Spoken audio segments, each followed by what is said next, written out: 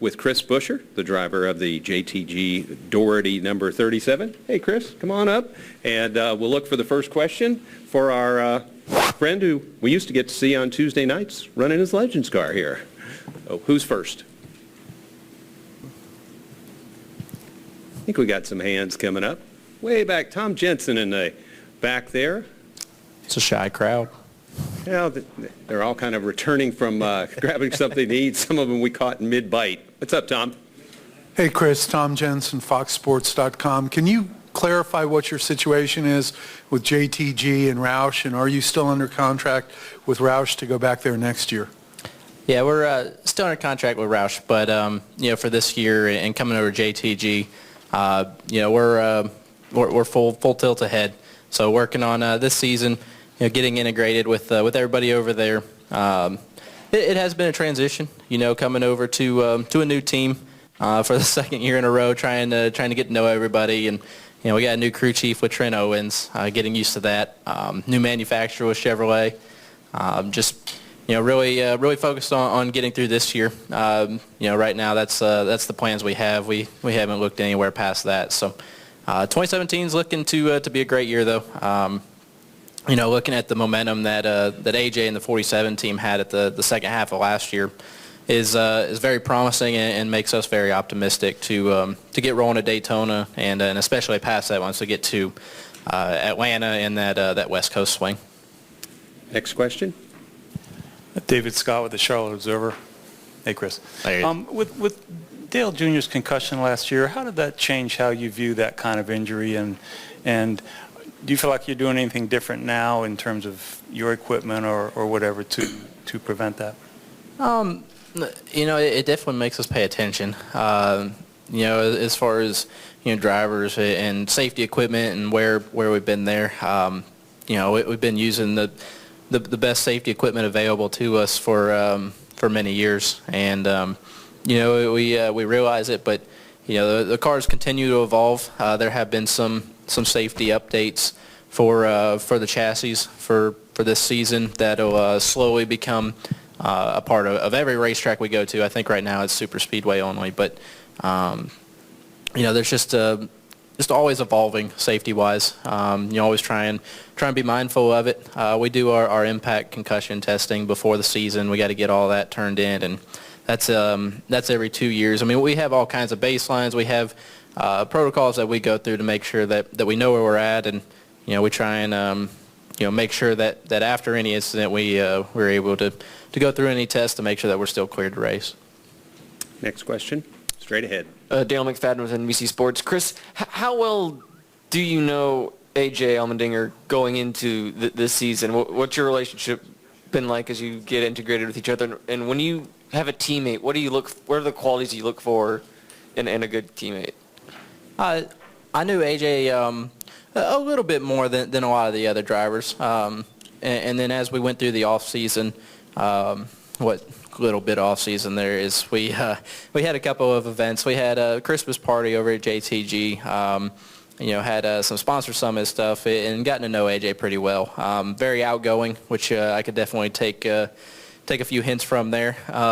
He very wide open, got a lot of energy. So I think it's gonna be really good. And we all know AJ is probably the best road racer in the garage area. He's excellent when it comes to that. And like I said, the second half of last season, that the whole group over at JTG showed extreme promise speed-wise, and he ran really well at all the racetracks they went to.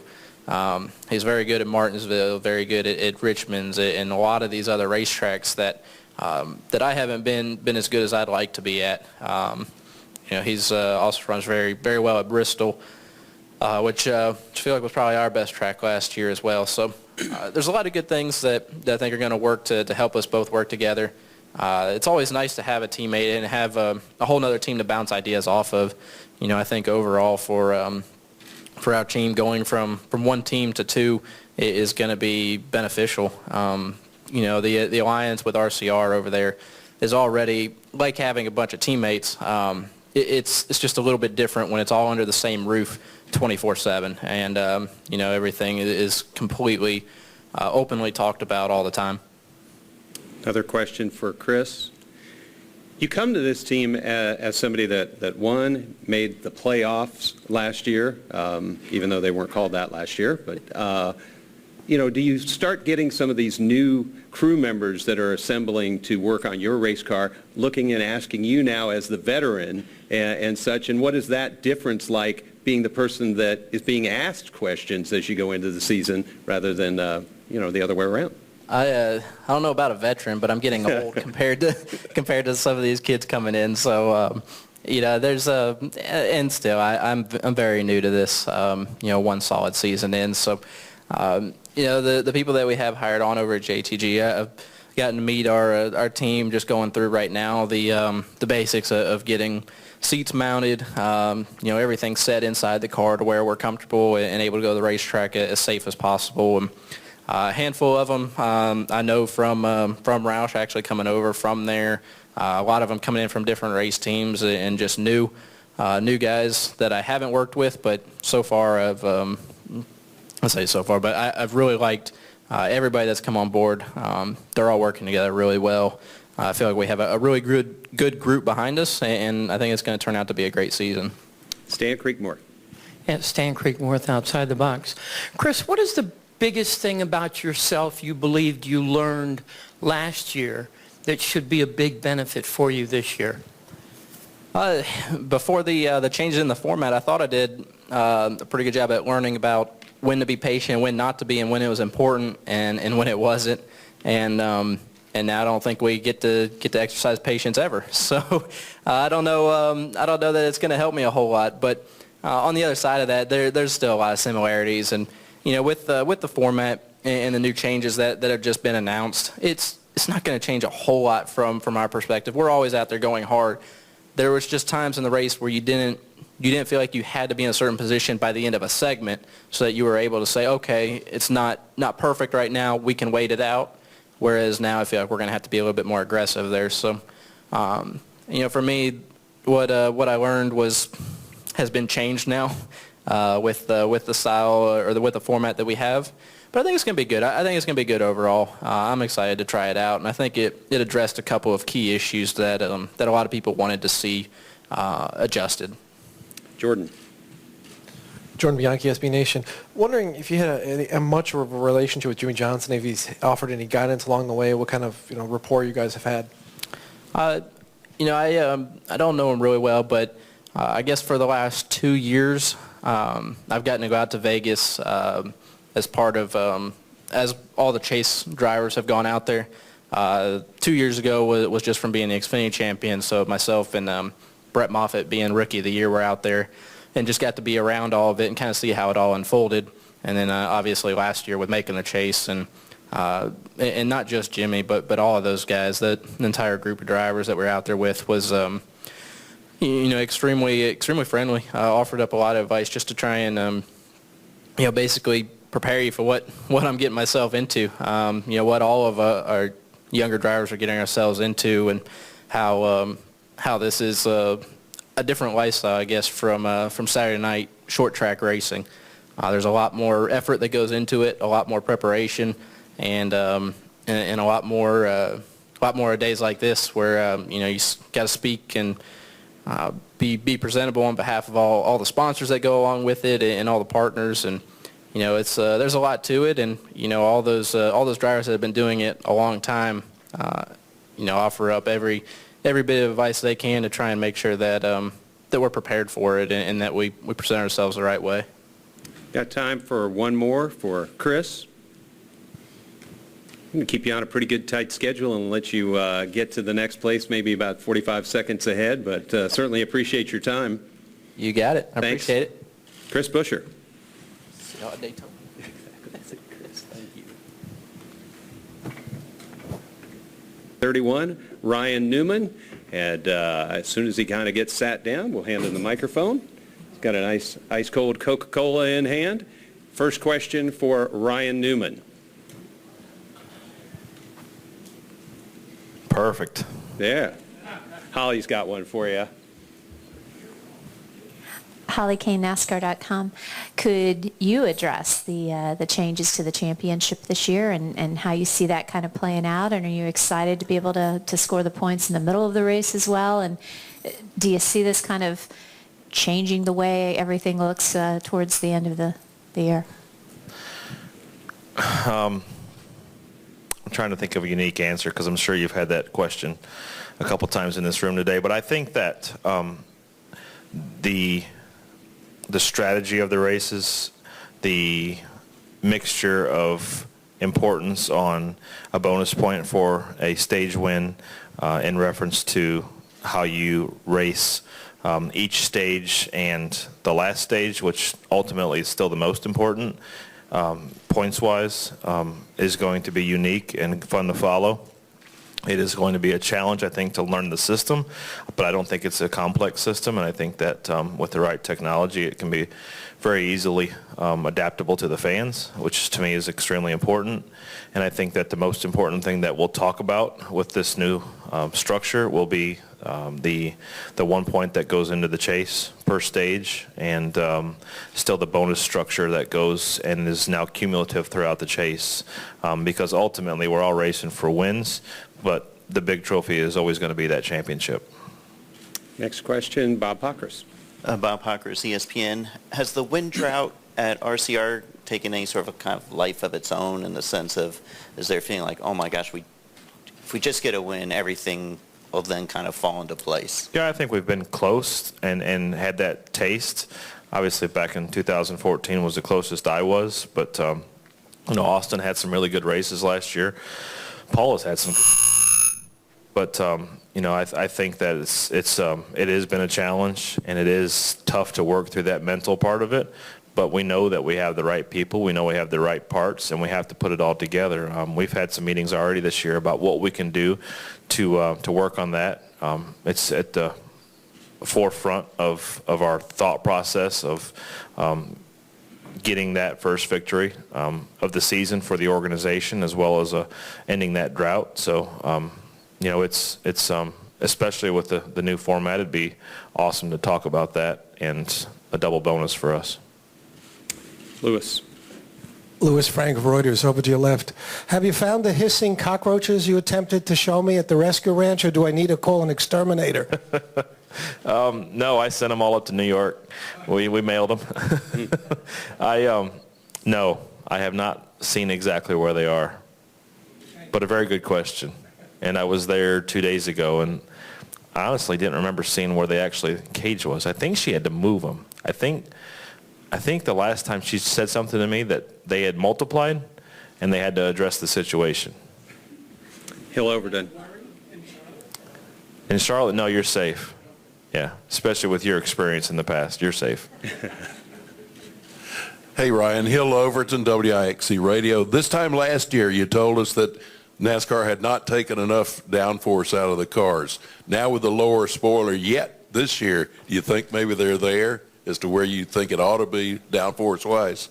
I think it's kind of a loaded question that you've asked, because they have taken downforce out, and they hadn't taken enough downforce out, and we've taken more downforce out. But I can't put a number on how much downforce we gain back each year, because I know that does happen. The number typically is half, and from what I've been told, it's 300 pounds less this year than last year. But we're going to gain some of that back. And the biggest difference that needs to be talked about is the tire combination, and that's kind of a moving target because of the number of racetracks that we've had that have been repaved.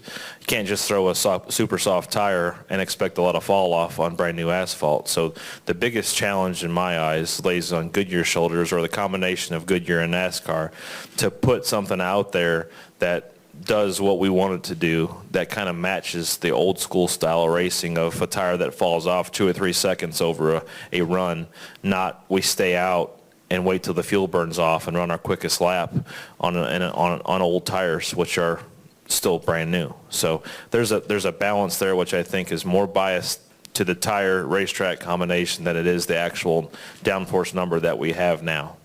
I do think that they have made an advantage to us with the new aero package, and the fact that it moves the downforce balance slightly back, which is important to have, to me, more grip on the tires that make the car go forward than it is to have more grip on the tires that make the car turn. Stan Creekmore. Straight ahead. Hey Ryan, Stan Creekmore outside the box. Something we really haven't talked to yet this year. Texas is doing a complete repave and they're changing the banking in turn 1 and 2. What do you think the biggest obstacles will be when you all go to Texas? Basically the exact same answer I just had, having a tire combination that meets that surface and a surface that is prepared to the best of our ability so that it makes it good racing from the very beginning. I think we've had good experiences with that. I think we've had bad experiences with that. For instance, Phoenix, when it was freshly repaved, they used the what was it called? I call it the tire machine. They use a different terminology, but it lays the rubber in the corners and kind of cleans the racetrack up and gets it a little racier to start. It kind of gets the track aged a little bit, so to speak.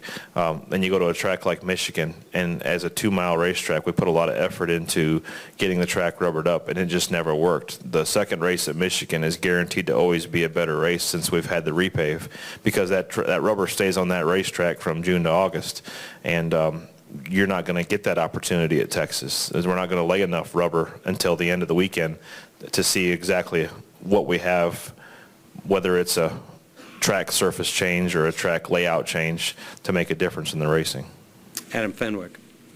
Adam Fenwick with Speed Sport Magazine. Ryan, traditionally you run a couple of NASCAR modified races every year. Can we expect the same from you this year? And are you going to talk Tony into jumping into the car this year maybe?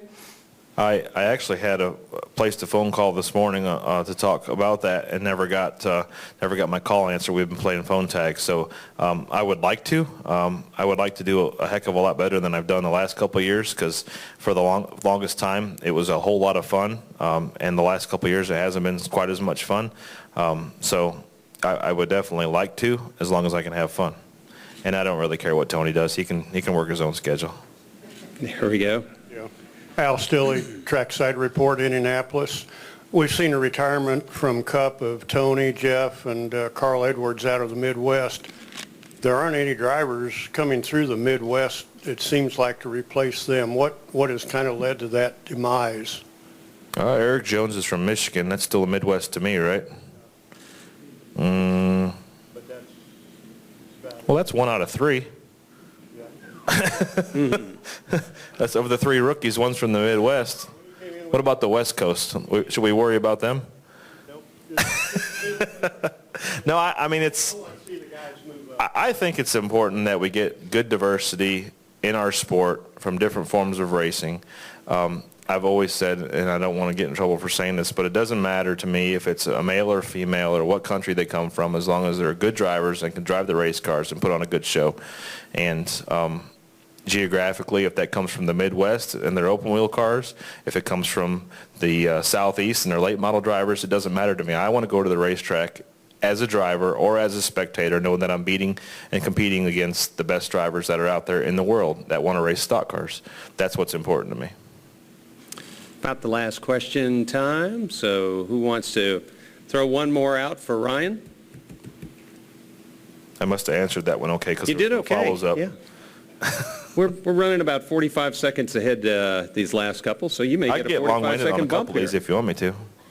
How about Rescue Ranch? You know, that's a big commitment you and your wife have made on a subject that is non-racing, but you're able to do an awful lot of good. I mean, yes, it is non-racing, but without racing, we probably wouldn't be able to do what we're doing. So Rescue Ranch, for those of you that don't know, is our 501c3, and as Lewis mentioned, it does have a few cockroaches, whether they're planned or not. We educate. Lewis came up for a quick little visit one day, but we educate kids about animals, and the ultimate goal is to teach the kids through education how to be responsible pet owners or responsible to animals in general. So we teach about agricultural animals, domestic animals, and wild animals, and we as humans what we can do to control either the overpopulation or be responsible pet owners. So we have functions with local schools and school trips and field trips, and my wife Chrissy, who runs pretty much everything and has a staff of about 7 people, they have as many as 90 to 100 kids there a day at times, not every day of the week, but at times, and have planned events for them. So it could be something as simple as, arts and crafts that they learn about animals. It could be hands-on experience with a rabbit, different snakes and reptiles that we have. We have agricultural animals like cows and miniature horses and goats and a couple turkeys, chickens, things like that. So we try to teach a little bit about everything about animals in general to kids, and hopefully the goal is that those kids will go back and teach their parents and kind of play catch up on the few generations that we've had of people that kind of forget about some of the great outdoors. Very good work, and we'll look forward to a good season. Yeah, RescueRanch.com is the website, and it's open to the public, and we prefer to have people to come under with a visitation tours and things like that instead of having a big influx of people. But it is open for anybody that's interested in coming. Awesome. Well, your tour's got to continue. They told us to keep everybody on 10 minutes, so I tried to you're keep clear. that one from 45 seconds. Yeah, you did well. Thank you. Thank you, guys. Ryan Newman, driver of the number 6 from Roush Fenway, Trevor Bayne. Hey, bud. Good to see you again. Thanks, sir. Nice to have you with us. First question for Trevor Bayne. Don't everybody get up at one time now, okay? I know you're getting tired, but hope you're having a good day. There we go. Jessica Ruffin with NASCAR.com. You guys have had a lot of changes in the off-season, moving to a 2-car team this year, and along with some personnel changes. How do you feel like that will help you performance-wise in terms of being able to focus your efforts just on these 2 teams? Yeah, I'm really looking forward to this this change at Roush Fenway Racing. But first of all, Greg Biffle has been a great teammate for myself and for Ricky and for the Roush Fenway organization. He's brought a lot of wins and a lot of success to Jack. So I want to thank him for everything he's done for us before this year. But moving into 2017, I think what it's going to do for our race team is just make us more nimble and able to react faster. As we all know, NASCAR is changing every weekend, every day. If you're not making changes on your race cars, you're not keeping up with the competition. And, it's very easy in the off-season to implement all your changes. But as the season goes on and the larger you are, the harder it is to get all those changes into your race cars quickly. So I think this will take us from, being a month or 6 weeks out of, finding some speed and actually getting it in all the race cars to a couple weeks. And that's big for us. As you find things, you need to have them in your race car. So I look forward to that. I also look forward to, Ricky and I, we've been friends since 2010, I believe, when I was at Diamond Waltrip Racing and he was at Roush Fenway. And then I came to Roush Fenway and we were still really close friends. But later that year, we kind of started this Ricky versus Trevor campaign. And it was always, who's doing the best? Is it Ricky? Is it Trevor? We were always on this kind of totem pole. Who's the best at Roush Fenway? But I think Ricky and I have kind of realized in the last couple of years of being teammates at the Cup level that it's not Ricky versus Trevor anymore. It's Roush Fenway Racing versus everybody else. And we've come alongside each other as teammates and really are going to push each other this season. I mean, I feel like we started doing that last season and we saw some result from it, but we're going to learn from each other. We're going to be humble through it and understand that you can learn from each other, and we're going to push our team. I think that's our role as drivers, is to get in there and motivate our guys and to finish the season as strong as we start. Bob Pockris has a question. Bob Pockris, ESPN. Do you feel like you can build on last season, or did you feel like the way the season went that they kind of lost momentum there? I think we can learn a lot from last season. In sports, we're quick to look at our last performances as our evaluation of a whole season. And last year, I think we kind of shocked ourselves and everyone else when we came to Atlanta and got our car to qualify third, ran well. There were a lot of times early in the season we were making it to the final round of qualifying. I remember Jamie Little would do an interview with ESPN, or with, she would come by and do an interview, and we would talk about it, and I'd qualify good, and she'd laugh and be like, oh, I got to interview you next week, and she'd come interview me, and I'd make it to the final round again, and we'd crack up about it. But that performance early in the year was something that shocked us a little bit. As the season went on, I feel like we did not keep up the way that we wanted to. So what we have to learn is, how do you, I touched on it a second ago, how do you stay as motivated and make the gains from Michigan to Homestead that you make in the off season that you show up to Atlanta and Daytona with. So that's what we have to do as a team. We have to stay motivated. I think the guys are motivated, but we have to continue to communicate better. You've heard this a lot at Roush Fenway Racing in particular, is a culture shift and a communication shift. And I think that's taking place. You don't have a culture shift by replacing one or two people or by, hiring new personnel. The culture shift has to be ingrained into every single person in the organization. And I think we're getting closer and closer to being to that point where everybody believes that we can do it at Roush Fenway Racing. Everybody's on board. Everybody's willing to work the hours. Everybody's willing to endure the hard days because it's easy to get pumped up to go to Daytona. I'm sure everybody you've talked to in here today has said how excited they are and how pumped up they are to go racing. But it's those summer months that we get to when you really find out what you're made out of and what you can accomplish throughout the rest of the season. So I'm looking forward to that this year. I'm looking forward to learning from last year. And again, I'm really pumped up about the guys I have surrounding me and just their mentality right now because they're willing to do what it takes to win races and to get us back.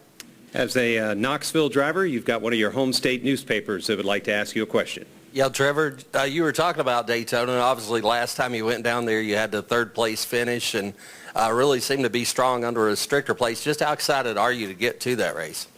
Well, Daytona is always that bittersweet double-edged sword. It can go and you can win the race or you can wreck out on lap one after a rain delay. I've done both of those. But we do know that Daytona is a great opportunity for us to go and win a race. And I'm sure, again, all the other drivers think the same thing. But what I believe in is, the program that Jimmy Finnig has kind of built in our super speedway cars. That process of him being there and overseeing every car that goes to the racetrack at super speedways has shown to have performance. Greg Biffle was on a pole last year. We almost made the final round at all the races. I think we qualified 13th in almost all of them, and maybe one we qualified 11th or 12th. So we were right on the cusp of that. Ricky Stenhouse had performance in his race cars. They showed up on the racetrack fast. We finished third at Talladega, as you mentioned, and ran well at Daytona. And, I think performance does matter at those races. When you're going to pull out a line and make a run, you got to have some speed in your car. So we have that. But what it ultimately comes down to is making the right decisions throughout the race to put yourself in the best opportunity. And I hope to do that. I hope that, Matt Buescher and myself can be on the same strategy. Roman Pemberton, he'll be on the same strategy as us, and just as a team we'll be firing right when we get to Daytona. Last year at Daytona I had a lot of unknowns. I showed up with a new crew chief, a completely new team, hadn't worked with any of my guys before, and I feel like we started out pretty strong, but we've learned a lot about each other. We've learned a lot about our weaknesses and where we fail each other at, and we're going to build on that to get better. Question way in the back there to the right. Keith McFarland Review. Trevor, if looking at the sport as a whole, and of your experience in interacting with the various stakeholders, from the fans on up, what would be like a change or two that you think would be ideal for the sport and probably would be readily acceptable? And that's a very hard question. I wish I had all the answers. I think about it all the time. As drivers, we sit there, as Carl Edwards said, we wake up thinking about it, we go to lunch thinking about it, we go to sleep thinking about it, and we dream about it. But, I don't have all the answers to that question. I think that they're pursuing that, though. I don't mean to give you a political answer, but with the format changes that we're going to, I think NASCAR is pursuing that, and that comes from a culmination of the stakeholders, as you mentioned. That comes from the drivers, the fans, the track owners and presidents, and I think that ultimately what we want at the end of the day is the best racing possible, right? So we want everybody to be motivated. We want them to drive hard. We want the crews to make risky calls, and we want the cars to be able to run close to each other. So, I wish I could tell you how to make the cars run closer together. Obviously, when we can accomplish that, you're going to see the best racing possible, but there are a lot of engineers smarter than I am figuring that one out. As far as the new format changes, though, the benefit I think you're going to see there, as a driver, I can't push any harder, right? I race every single lap at 100%. A lot of drivers would tell you I probably go over that edge sometimes and make them mad, but, we cannot push our cars to race any harder to win a stage. But what you will see and what it will culminate is strategy changes. Our crew chiefs are going to be trying to do things throughout the race to make it more interesting to get the most points possible. If I win 2 stages and finish 20th, I'm going to get as many points as almost the guy that finishes second. So obviously wins, especially stage 3, are invaluable. But for us, it creates an opportunity to strategize, to mix it up, and really be risky. The guy that runs 15th all day and just executes well is not going to be rewarded as much as a guy who takes chances and gets those stage wins. And obviously the end of the race is always what we're shooting for. But so I look forward to that. I think, maybe Daytona and Talladega, you could maybe turn up the aggression a little bit, maybe not the intensity, but you could try some things at stage 1, stage 2 that you normally would say it's way too early for that. So it may change the intensity there a little bit. But ultimately, we want to put on the best race we can for our fans, and I can promise you all 40 of us are driving our guts out. And now I think, beyond just winning the race, our crew chiefs will have something else to work towards. Mike Hembry has a question for you. That'll be our last question. Mike Hembry, USA Today. It's been quite a number of years since Ford won the Drivers' Championship. Is it going to take a collaborative effort of all the Ford teams to make that happen, or can one team kind of catch fire and win it? Well, I really hope that Roush Fenway Racing can always be the team to bring the trophies home for Ford, but in reality, it's going to take an effort of everybody being together, right? The more you can combine your resources, the better off you're going to be. And, I don't know exactly what that relationship's going to look like yet. We haven't been to the racetrack yet with Stewart-Haas as a Ford team. We've obviously had a good partnership with Penske, but it's not like we're going to go sit down in our meetings and they're going to lay out their chassis blueprints or their aero sheets. And, I definitely hope that Ford will kind of put their stake in it a little bit and say, all right, guys, we got to work together. And we hope for that at Roush Fenway Racing, because I feel like we're kind of an open book.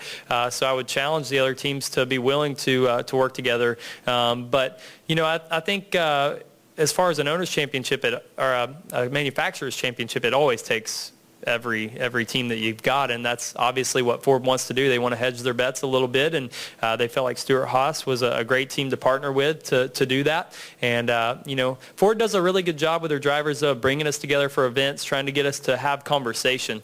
And we may not share data sheets, but we can have conversation to help each other along. And it's that one little thing that you hear in a meeting that really could send your team the right direction. So I look forward to working with those guys, getting to know them better, and I look forward to seeing what we can accomplish this year. Remember that you don't want to keep the Ricky and Trevor thing going, right? Well, he's up next. We got to get him up here. Sounds good. Come on, Ricky. Trevor Bayne, thank you. Thank you, Trevor. Thank you, sir. Awesome. And perfectly attired. They've been wearing you out already today, but this will be a fast 10 minutes. Who's got the first question for Ricky? Looks like Greg does. Hey, Ricky, Greg Engel, CupScene.com. I know, the sponsor side, you don't deal a lot other than standing there and wearing what they tell you to wear and smile and all, but does it seem from your aspect that sponsorships are becoming easier to come by, and do you have your season filled out? Is that market kind of loosening up? I know that's easier to come by. I'm just asking. I think for any team it's getting harder to come by. I think as drivers, I think it's easier this day and age to build personal relationships with the sponsors, and all of our partners on the 17 team. I've got great relationships with off the racetrack, and obviously we want to do a better job for them on the racetrack, but we do a ton as drivers off the racetrack to make their sponsorship worth it of our race team. And so I definitely would say I don't know one team that would say it was getting easier to come by, but it's a lot of hard work put into it. I'm flying up to Fastenal tomorrow morning and there for a couple days, and do the same thing with all our other partners. So it's a lot of work put in off the racetrack, but it's just something that you got to do. Got 1, 2 here. We'll get to Bob. They're ready for you. We'll get our people running. There you go.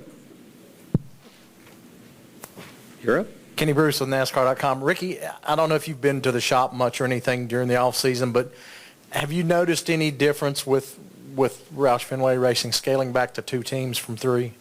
I've been at the shop a lot, with the guys, and obviously having a new crew chief with Brian Patty, and moving some of my key staples on the 17 team off the 17 team to run some key departments in our shop.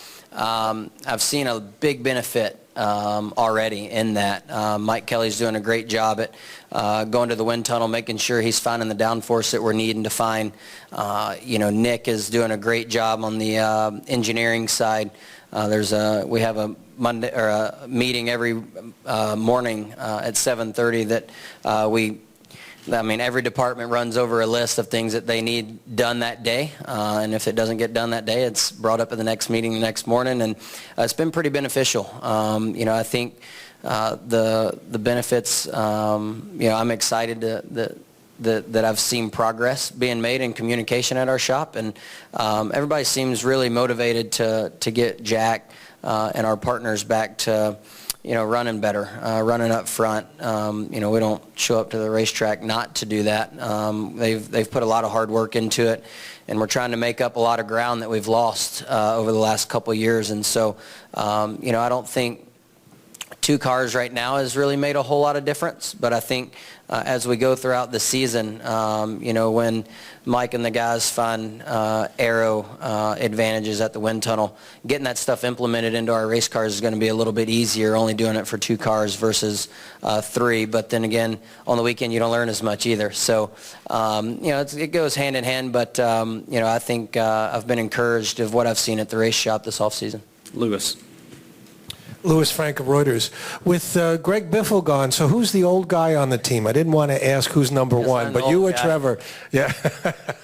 Yeah, I'm the old guy. I've been at Roush Fenway the longest now, so I really never thought that would happen. Obviously we had Matt, Carl, and Greg there, and they'd been there for a long time. So I signed with Roush in 2007 now, so it's been a while.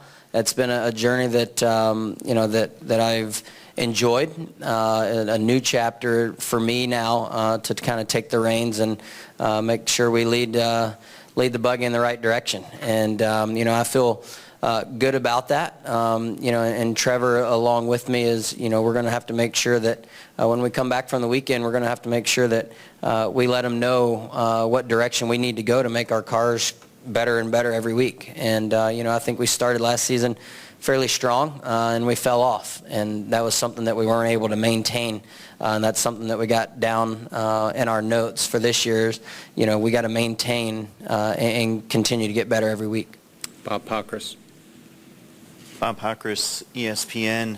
Does this new points format put any additional pressure to turn things around quicker than maybe the previous format? Not for me. I think for me the new format doesn't really change, and heck, I've been in a few of my coach Freeze's pregame locker room speeches. I feel like he always says the orders remain the same. For us, I feel like the orders are the same for me and my race team, and in Roush Fenway, we got to continue to strive to build faster race cars. We got to strive to make fewer mistakes on the racetrack and have faster pit stops. Now the thing that's going to change, I guess, for us is, crew chiefs, the way they want to call the race and how aggressive they want to be, and, at different points of the race. And for me, it's, whatever Brian Patty tells me he wants to do, I'm good with it, and I'm going to go drive as hard as I can. And whether it be try to win segments or, just get the best possible finish we can. But, I think scoring points in those segments is going to be pretty beneficial. McFadden. Dale McFadden with NBC Sports. What will be your lasting memory of having Greg Biffle as your teammate, whether it was on track or off track? Greg, he was one that I wish he could have been in some of our meetings that we had. I know some people listen to him on the radio and he can flip out, but he was always very engaged, of the feedback that he gave. He really cared about Roush Fenway and Jack and wanting to make it better. And, it was pretty frustrating for him, I know, over the last few years, going from winning races every year and contending for championships to struggling. And, I was hoping that he would be able to stick around for us to get it turned back in the right direction. But, him as a teammate since, I got in the Cup Series in 2013. He helped me when I was in the Xfinity Series, giving me pointers. And, so definitely going to miss him. But, I think he's put a lot of hard work in at Roush Fenway, and a lot of people appreciate it. Chris. Chris Knight, CatchFence.com. Ricky, you and Trevor both ran one Xfinity race last year, but both had really good results with top 5 finishes. Did that help you guys' confidence on Sundays, and is it something that we could see more of in 2017? I'd love to do it. I don't see it happening right now. That was kind of a one-off thing that Sunny Delight wanted to do, so I don't really see it happening. I've requested it to happen, but I don't see it happening. Sponsors aren't easy to come by to do that. But no, I do think it helps confidence a little bit, getting back, in our Xfinity cars that I feel are still capable of running strong, but it gives you a little bit more confidence that if we can get our Cup cars where they need to be, we can go out and race with the same guys that are racing on Saturdays as well. Tyler. Tyler Burnett, Motor Racing Network. Did you have a good time in Tulsa, and do you have any midget plans this year? Had a great time at Tulsa. We didn't win. I'm still looking for the first Chili Bowl win, but we competed strong and felt like we had a good showing. Our whole Clausen Marshall racing team was very strong and put on a good show, I felt like, for Brian and all his fans that were there that wanted to see us do well. That's something I always look forward to in the off season. I don't have any. Tim Clausen just sent me the USAC midget schedule. I'm looking at that to see what races I can make. So I don't have any as of yet. Right now, the first dirt thing I plan on doing is probably there's an ASCS race at Texas Motor Speedway the same weekend that we run. So looking at putting a car together to do that. Barry Richmond. Final question. Barry Richmond, Piedmont Broadcasting Corporation. Just sort of pick it up on what you were just saying. Coming to Martinsville this year under the lights, what are your thoughts about yet another night race, but something that's more in line of bullpen Saturday night racing? Well, I hope the lights will help change my results at Martinsville. I haven't completed many laps at Martinsville, so maybe the lights will help that. I've struggled a lot at Martinsville. It's something that I know that if we want to get better as a team, I got to get better at Martinsville, and we got to get our cars better there. It's never been a track for us as Roush Fenway to run very strong at, but it's something that I like them putting lights on any racetrack. I think the atmosphere will be cool at Martinsville. Thank you, Ricky. Appreciate you joining us. We have one more driver